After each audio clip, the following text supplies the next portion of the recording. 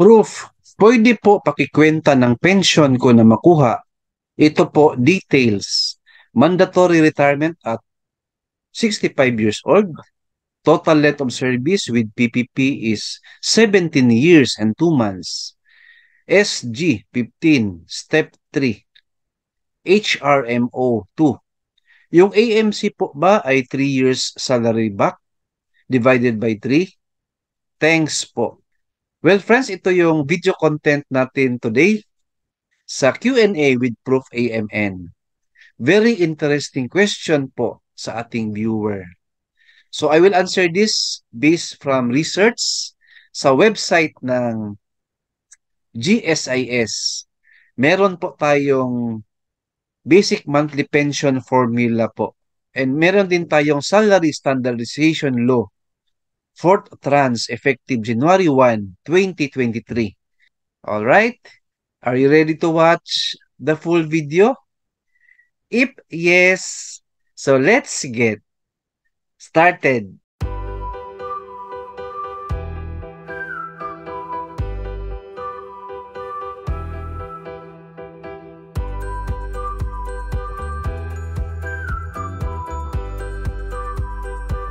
Backgrounder muna. There are 5 different retirement laws to choose from.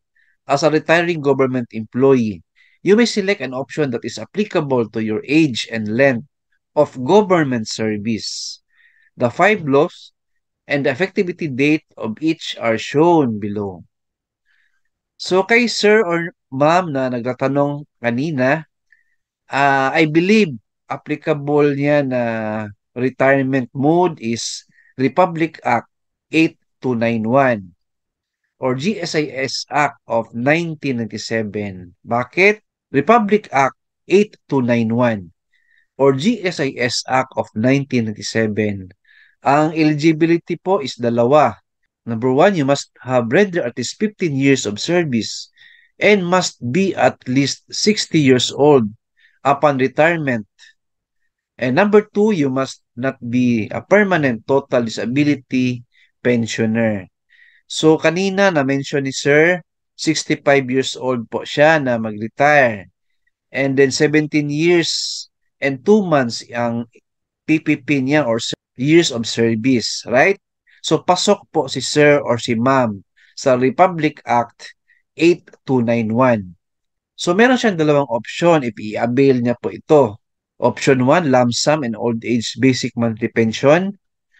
So may lump sum siya, no? Equivalent to your 60-month or 5-year basic monthly pension. Then basic monthly pension payable for life after the 5-year guaranteed period. So since nakuha niya ang lump sum na 5 years, ang pension po niya will start after 5 years pa po. Yan po ang ibig sabihin ng option 1. Option 2, cash payment and old age. Basic monthly pension. So, makakuha siya ng cash payment equivalent to 18 months basic monthly pension. Payable upon retirement. So, makuha niya agad. Then, good thing, ang basic monthly pension niya is immediate. So, ibig sabihin, current month agad or date of retirement. Paano ba i-compute ang basic monthly pension? Ito yung tanong ni Sir or ni Ma'am. Answer? Here is how BMP is computed. So, may formula po si GSIS. So, details needed. So, kailangan po meron tayong detail, no? Kung magkano yung basic monthly salary ninyo para makompute natin ang AMC or average monthly compensation. Kasi kasali yan sa formula. Years in service or PPP. Periods with paid premiums. And of course, GSIS BMP formula. So, madali lang pala, no? I-compute ang basic monthly pension ni employee. If susunod lang tayo sa formula ni GSIS and ma-provide natin ang details. Before natin i-compute yung basic monthly pension ni Sir, importante na malaman natin, no, kung ano yung current salary niya. Based po sa Salary Standardization Law, 4th Trans, effective January 1, 2023. So, na-mention po ni Sir or ni Ma'am, SG15 po siya, step 3. So, ito po. So, kung matingnan natin yung table, kung SG15 siya, and then step 3, meron po siyang 37,380 po na basic monthly salary. Right? So, proceed na tayo sa computation. Ito po. So, BMP is equal to 0.025 times AMC. Ipalagay natin, sir or ma'am, yung sweldo ninyo for the last 3 years ay walang pagbabago. 37,380 po. So, hindi ka na-promote. So, as a result, yung AMC po ninyo is equal to 37,380.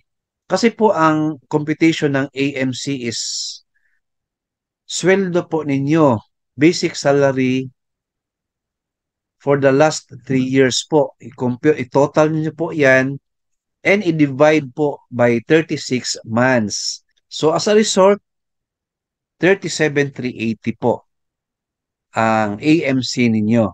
So plus 700 times PPP. I-replace lang po natin ng figure ang formula.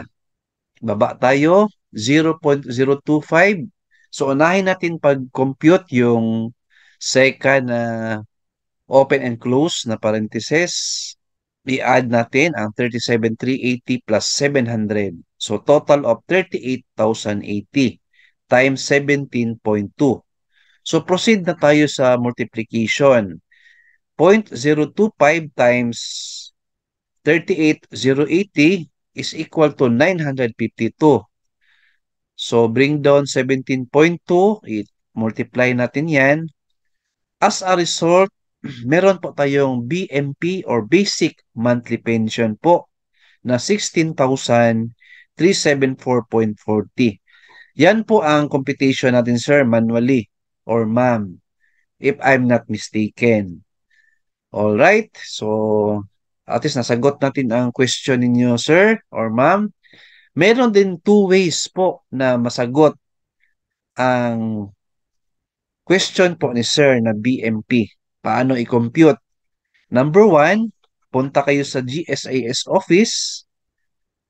And number two, mag-download po kayo ng GSIS Touch.